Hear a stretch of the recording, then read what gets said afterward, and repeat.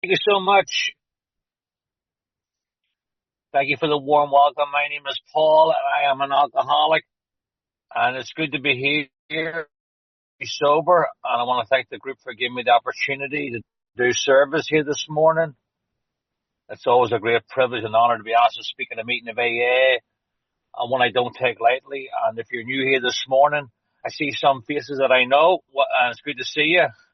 My friend Mick there. Looking forward to seeing the Tartan Army over here next summer for the World Cup and a few other friendly faces. And if I don't know you, that's no problem either because Alcoholics Anonymous is the only place in the world that you can walk in a room full of strangers and start reminiscing.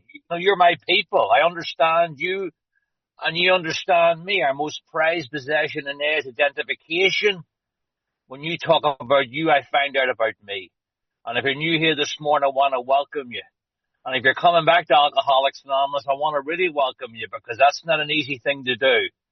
But there's a lot of things you can die of, but the worst thing to die of in AA is of embarrassment because you don't want to come back to the room. So please come here with us.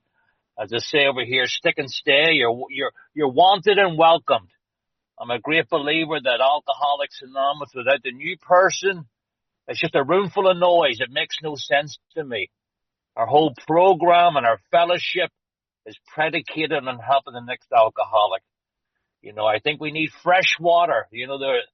There's a sea out in the Middle East and it's called the Dead Sea because it doesn't get fresh water. And I don't want that to be AA. We need the fresh water. Use people that remind us that there's nothing good out there for me today, only pain, trouble, and misery. And sitting here this morning here, it's about coming up on just after 8:35 here on a Wednesday morning, Tuesday morning actually, on the East Coast of the States. And it's so good to be sitting in a meeting of AA, and it's so good to know who you are and where you belong. Like I said, you're my people. I belong in Alcoholics Anonymous. I've been surrendered by the bottle to the bottle. There's nothing out there for me. This is where I belong, and it just frees up so much bandwidth and so much of the hard drive for the good things that life has to offer when I stopped fighting drink and realized I'm an alcoholic and I surrendered to win and I came into Alcoholics Anonymous. And it was you people that allowed me to sit here today. Is my life perfect today? Absolutely not. Do I have situations and problems and deal? Absolutely. But the good thing is today that I don't have to drink over them a day at a time. And before I came to Alcoholics Anonymous, I had to drink over everything, good, bad, or indifferent. My solution was a bottle. Today it's recovery in AA. And I said, I want to thank the people that were here before me. I mean, the steps are important, the traditions are important, all that stuff's extremely important. But that's why I'm talking to the newcomer here today, because in those early days of my sobriety, and it's ironic where I'm sitting here today. I'm sitting about maybe 3/4 of a mile from where I attended my first meeting of Alcoholics Anonymous. And when I walked in that door, I don't remember who spoke that night. I don't remember if it was a New York City meeting, an open meeting, 2 speakers and a leader. I don't know who spoke. I don't know what they said. I don't remember what you said, but I remember how you made me feel. You made me feel welcome. And in those early days, I remember going to that same meeting a week later, and a guy came up to me and he says to me, "It's Paul, right?" I said, "Yeah." He said, "You were here last week at your first meeting." I said, "I was." He says, "That's great. You got 7 days. Congratulations." I almost started crying. I said, this guy remembered my name. He remembered that last week was my first meeting. He remembered that I had 7 days. Don't get me wrong, the steps are important, but those early days when you're like in single digits, when you're in the vestibule of Alcoholics Anonymous, you're not all the way in, and you can very easily go all the way out. It was those, as my dear friend of mine says, those random acts of kindness that allowed me to come all the way in and sit all the way down. We talk about the different steps in Alcoholics Anonymous, this step, that step. The hardest step in AA, I believe, is the doorstep, whether it's bricks and mortar or virtual. And use people allowed me. I mean, I'm sitting here, I said I live in Rockaway Beach, and I can see the Manhattan skyline off to my right. And there's a church in there called Calvary Church. And he has no way history of, they had the early Oxford group meetings there. And there was a reverend that was very friendly with our co-founder, Bill Wilson, Sam Shoemaker. And he wrote this beautiful poem, Why I Stand at the Door. And why do we stand at the door? To reach out into the darkness and help that trembling hand over the hardest step, the doorstep, whether it's virtual or bricks and mortar, into Alcoholics Anonymous. And offer them what you guys are offering here today, freedom from bondage. And my God, is that such a true term? When I think of that last year of my drinking, a shiver runs down my spine. When I think that alcohol didn't ask from me, it demanded from me. The price that demanded that I pay for a drink. Family or a drink, family gone. Job or a drink, job gone. You put anything between me and a drink, it's gone. I'm from Northern Ireland originally. I've been out here for many years. But I remember, maybe even a few weeks ago, my mother would call, this was before I got married and had children, my mother would start to call in around Halloween. I'd just say, Paul, can you come home this year for Christmas? And I would be like the song says, Mom, I'll be home for Christmas. You can count on me. Christmas would come, Christmas would go, no show. Because a drink got between me and getting on a plane. Thankfully, because of Alcoholics Anonymous and sobriety and new steps, I was able to make amends to go back to her many times in sobriety. Many times.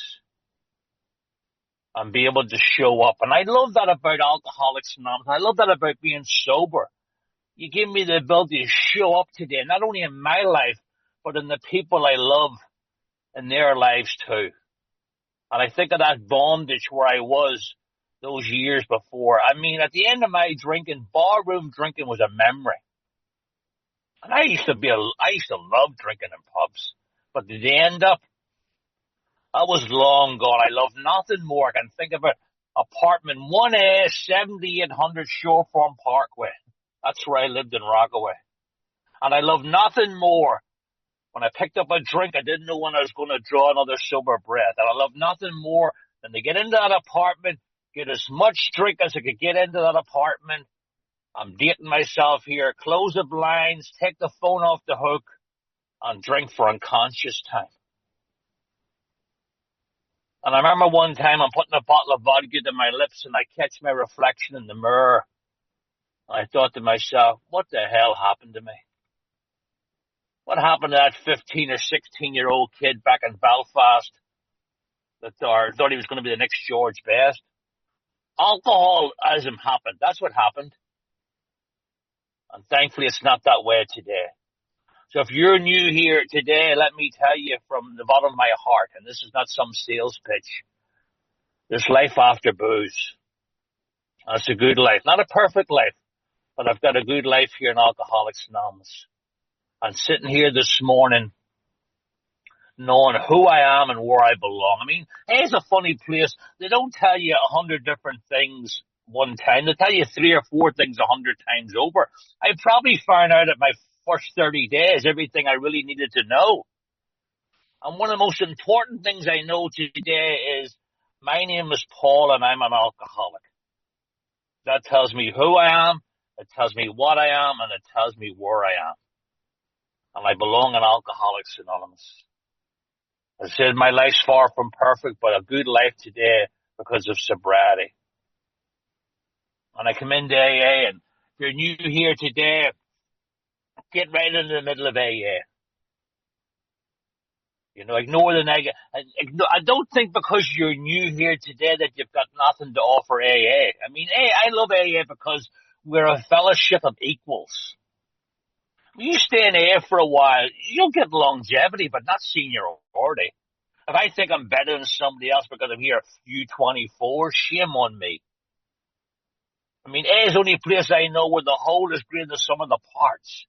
And everyone here this morning, whether you're counting days or counting years, we're all counting days. We all have worth and value. There's a line in chapter 4 in the big book, and it talks about the old ancient theory we used to believe in a flat earth. I'm a great believer that the AA world is a flat earth. If I go to the age of A, I'm going off. I stay right in the middle. And it's funny, Mick and I go to a meeting together, and a guy shared something the other week, and it was so powerful. And he said something about the flat earth too, funny enough. And he said the old ancient map makers, the cartographers, when they're making the ancient maps, and when they put down what they thought was the known world, and then beyond the known world, they would write on the maps, beyond here be dragons. If you're new here today, out there, beyond there be dragons. Stay here with us. Stay here. This is where you belong. You belong with us in Alcoholics Anonymous. So I said, sitting here this morning, knowing who I am and where I belong. I don't know why I'm an alcoholic. And to tell you the truth, I could care less. Was I born an alcoholic? Did I become an alcoholic? Was it nature? Was it nurture? Was that a symptom looking for disease? I don't know, and I could care less. I love what our big book says. We cannot answer the riddle. It's above my pay grade. What's the old joke in there? What came first, the chicken or the keg? Other guys that got drunk trying to figure that one out. I just accept the fact. I love what Dr. Bob says in the story at the end. He says that, he doesn't squawk over. He had his drinking privileges. I started off back in Northern Ireland at, 14 or 15 years of age with my drinking privileges. And I abused them so badly and so egregiously that God had to step in before I took my own life. As a friend of mine says, God was like a lifeguard blowing the whistle. Hey, you, out of the pool. So I can do a few more lengths. No, you can't. You're sinking for the third time. Out of the pool. If people can drink, there's a big drinking weekend coming up here this weekend, Thanksgiving, a lot of drinking done, a lot of football being watched. I don't belong there. I belong with these people here.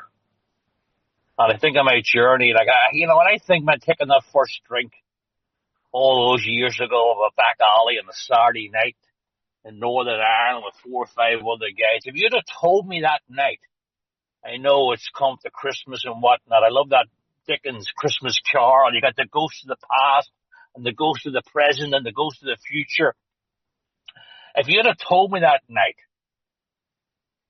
if the ghost of my alcoholic future had stepped up that night when I was taking my first drink and said, I want to show you where you're going to be in 15 years. You see that guy drinking round the clock against his own will? You see that guy that's got quicksand stretched around him in all directions? You see that guy that's pushed away everybody who loved him? That will be you in 15 years. I'd say you're out of your mind. That's exactly what happened. In the Merchant of Venice, Shylock just wanted 1 pound of flesh, not this disease. It'll take my job. It'll take my car. It'll take my wife. It'll take my kids. It'll take the shirt off my back. But what it really wants is me 6 feet under. There's a lot of terminal diseases out there. I'm not familiar with those, but I'm familiar with this one. This disease, alcoholism, will kill me stone dead, with or without a drink in my body. I don't need booze in my body to destroy my life. I almost done it in the air because it wouldn't accept our spiritual principles. And I'm here because of the love of other alcoholics. And not even alcoholics, other people.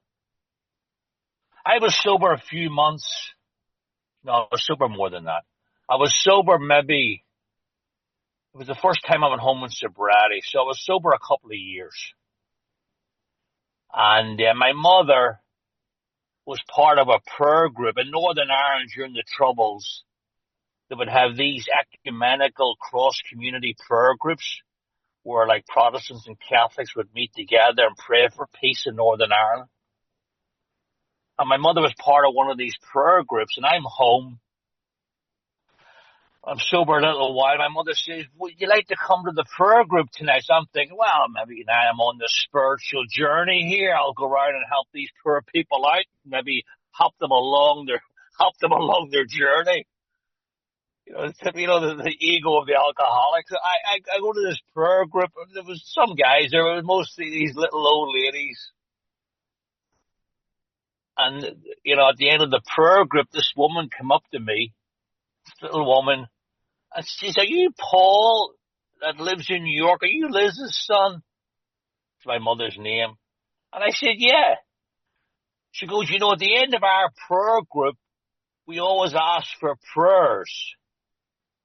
And every Wednesday night, your mother would say, pray for my son, my drunken son in New York. I don't know where he is. I haven't heard from him in months. I've go off the grid for months at a time. And I walked, I thought to myself, these little women praying for every Wednesday night for a guy they didn't know. And praying for my brother too. It was just as bad, if not worse than me living at home. And I'm sober with the grace of God 33 years, and my brother's sober 30 years. So don't tell me, you cannot tell me. I got here nothing of my own volition. I got here the grace of God and the prayers of others, not just people in AA, people not in AA. And all Alcoholics Anonymous has ever asked me to do, they didn't ask me, can you find a cure for cancer, or can you be whatever? But all they've ever asked me to do is, can you stay sober and try to help another alcoholic? And in doing that, which I don't do perfectly, I've been so grossly overpaid, it's embarrassing. And it's not the things you would think you want to get paid with when you first arrive here. I found out in sobriety that the big ticket items are cashless. Peace of mind. Waking up. Nothing to prove. Nobody to prove it to. Comfortable in your own skin. Knowing who you are and where you belong. Surrendered by the bottle to the bottle. Realizing that you had your drinking privileges and you blew them and you belong in Alcoholics Anonymous. The freedom. Oscar Wilde, the Irish writer, says he knew the price of everything and the value of nothing. Alcoholics Anonymous has taught me things of real value. We were up this weekend, about 40 of us from Rockaway, and we go up to the Wilson House in Vermont. And we take the whole house, and we have a whole bunch. We have like a big book weekend. And we're up there just last weekend. And it's great because right the weekend before Thanksgiving, and we have, at the house, and then on Saturday afternoon we go to the graveyard, Bill. Well, now you don't have to do this stuff to stay sober, but I enjoy this stuff.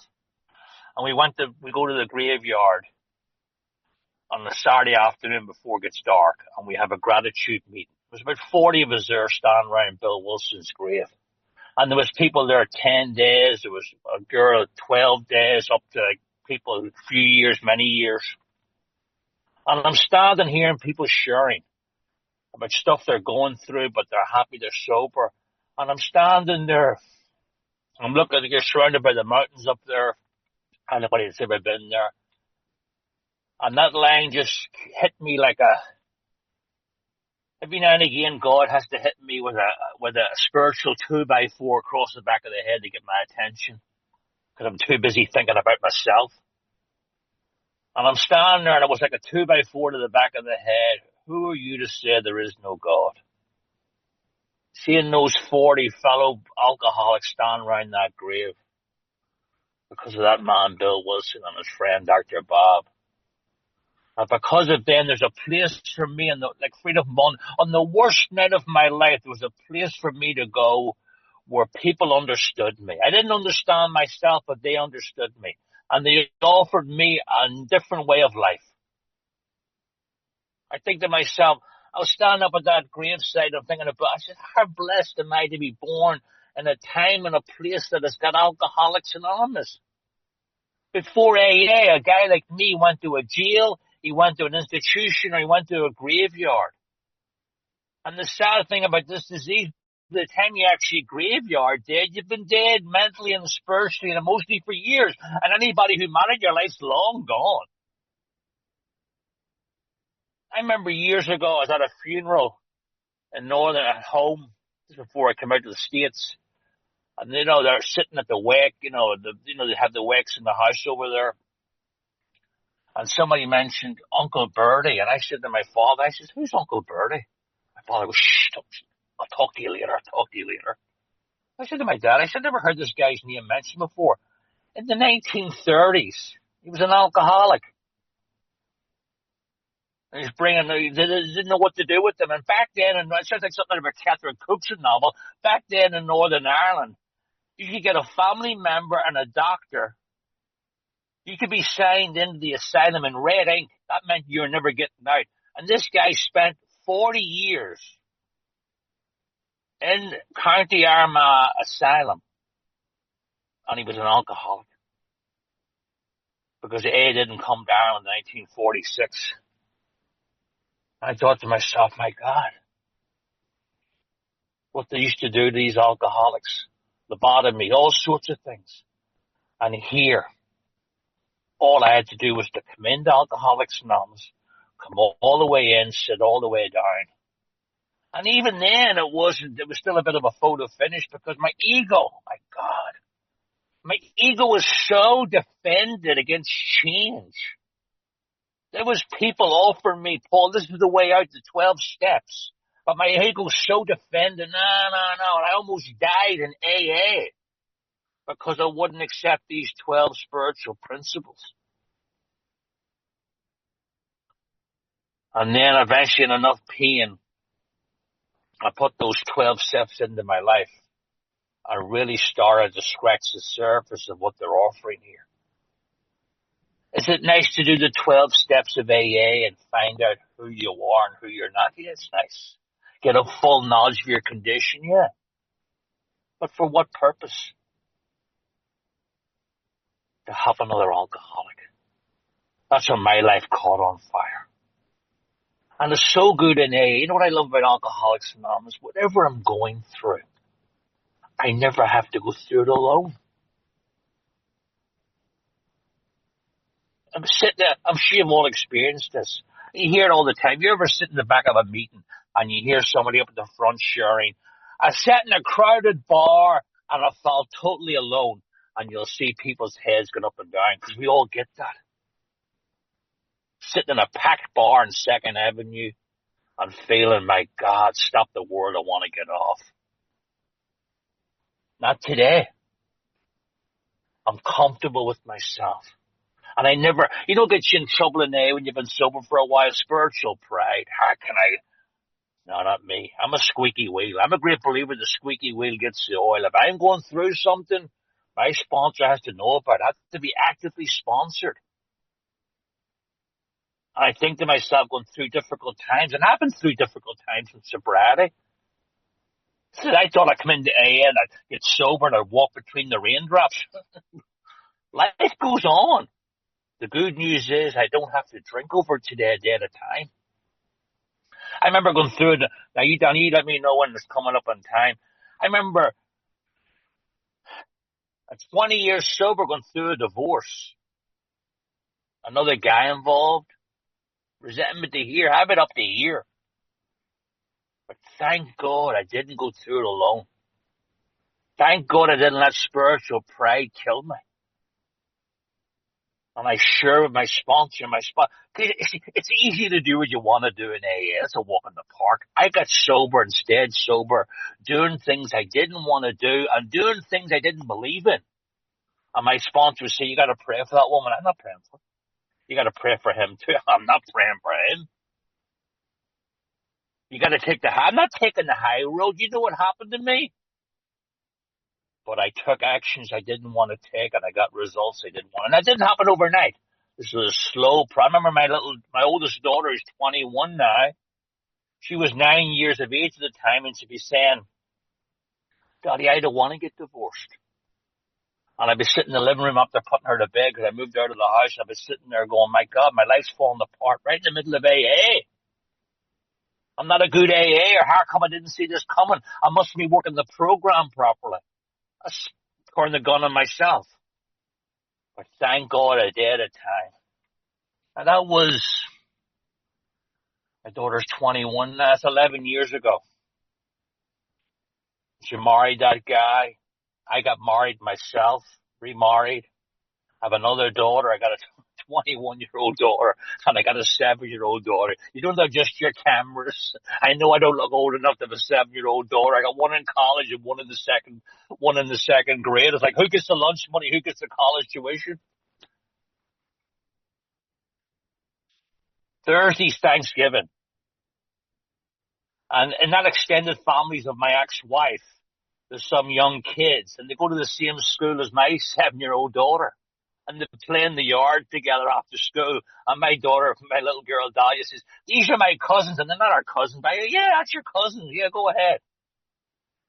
So my daughter Dahlia got invited. Says, their cousins are, these other kids want to see her on Thanksgiving. They want her to come over to the house.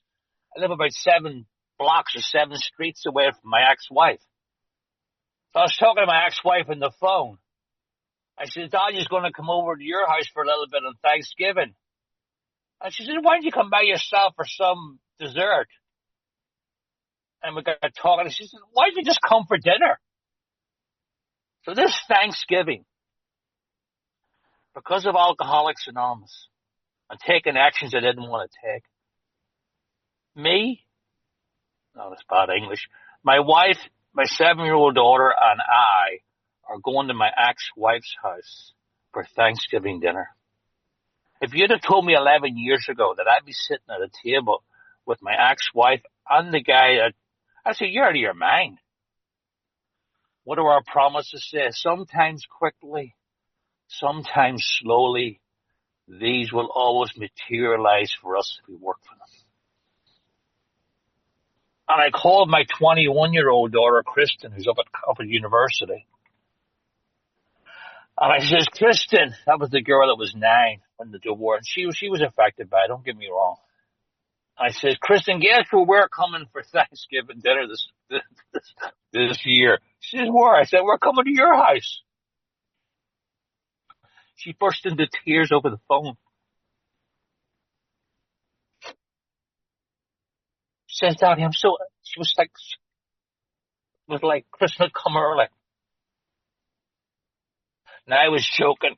I might have to bring the dog with me as a food tester, give him a bit of turkey first to make sure he's all right, Just kidding. Now every day in sobriety is not Thanksgiving dinners and stuff like that, but my God, Clancy Emerson has passed away. Freddie McClancy. And Clancy talking about the golden memories of a sober life. I think to myself, the golden memories. I'm sober now long enough, probably more over half my life. I'm 63. I got sober when I was 30. And what does Richard Rohr say? Life is lived forward and understood backwards. And I look back at my life, the arc of my life, even drinking. And God has always been there. My higher power has always been there. Even when I was laying on a barroom floor, so drunk that I couldn't even stand up my own 2 feet, he was there. I was just so in the bondage of drinking itself that I couldn't feel his presence, but he was there. And that's why coming on the meetings, because I have learned nothing else or experienced nothing else, because AA is not intellectual, it's not even experiential, it's organic. If I have realized nothing else organically in AA this last 33 years, it says God works through people. I've met a lot of great men and women in AA, but none of them are telepathic. You gotta let people know. And that was hard for me to do because, the Irish stoic, don't tell nobody nothing, play the cards close to the vest. Not today. I got to be transparent. I got to let you know what's going on. I think to myself, those men that got me sober, my God, they're long passed away now. God working through people. I'm sitting in that apartment that I just talked about earlier 5 minutes, on. Paul. 5 minutes. Thank you. I got you, Dale. Thanks, man. And I'm sitting there, as I said, drinking for unconscious time, and a piece of paper come under my door. I love when someone's telling their story and it goes down, and it goes down, and it goes down, and then they say the most beautiful words in AA, and then. When I hear an alcoholic say, and then, I sit up because I know their higher powers come the next sentence. There's not a person in here today with a day or more sober that hasn't had an and then moment, and this is mine. Piece of paper come under the door with a telephone number on it. And I called it, which is totally alien to my personality, because I'm Irish. I said I'm stoic. I'm a wall builder. I'm a secret keeper. But I called this number, and I won't believe Malino answered the phone. She called her husband. To cut a long story short, less than an hour later, 2 men from AA, from the old South Bronx group here in New York, and that group had a mantra: we don't give up on anybody. And they came to my apartment, and it was like that classic scene, the man on the bed. I didn't go to Skid Row, but I brought Skid Row to me. You know how we live. Bottles all over the place. I'm sitting on the bed, head in the hands. And these 2 men came down. Now, I thought they were going to come and talk to me about my drinking. Because back in August of 92, that's how the conversation would go. Paul, we need to talk about your drinking. You know what you did last night? You know what you did last week? And I'd sit there like the dog in the window. You're right. Oh, yeah. Oh, yeah. Oh, yes. Oh, yes. I know. And as they're talking to me, I'm thinking, I wish they would go away and leave me alone so I go back drinking again. But these 2 men come in. 2 regular guys. God working through people. One guy was a subway conductor, the transit system. The other guy was a commercial removals guy in Manhattan. And they didn't talk about my drinking. They talked about their drinking. And they told story after story of their drinking. I told these 2 men in 20 minutes something I hadn't even told myself. I coughed up the big fur ball, and I said to these 2 men, I can't stop drinking. I can't stop. The last time they put me in the hospital, I was in an alcoholic seizure so bad that they put me in a restraining sheet. I was drinking the day I got out of the hospital. What's wrong with me? And Jerry put his arm around me. I could thinking about it now.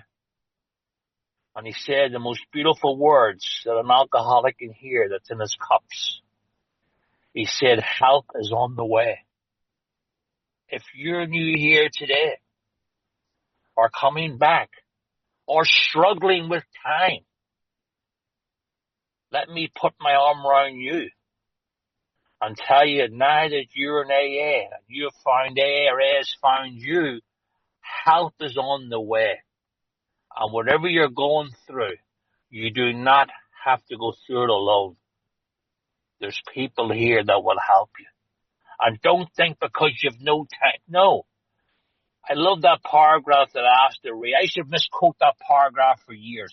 I would have said the road to happy destiny. Like happy destiny was always somewhere like the Wizard of Oz over the rainbow. And no, it says the road of happy destiny. If you're a day sober, you're on the road. And AA will meet you where you are. You don't got to meet AA. AA will meet you where you are. Just let somebody in. Let somebody know what time of day it is in your spiritual world. It's not easy.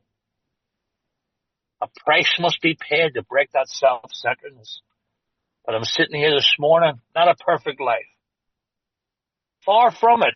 Problems. Had to make an amends to my wife last night. The words are going across the living room. I'm trying to put them back in my mouth again. I made amends and we move on down the road of happy destiny. So I thank you for my sobriety. I showed up here for my drinking. And you give me freedom from bondage of alcohol. But you also, because of those 11 steps, You give me freedom from the bondage of self. I just love AA. We put down the drink in one, and then immediately it's 11 steps of solution from the bondage of self. I thank you for my sobriety of myself. I'll be lying drunk somewhere this morning. Thank you so much. Oh, thank you so much. That was amazing.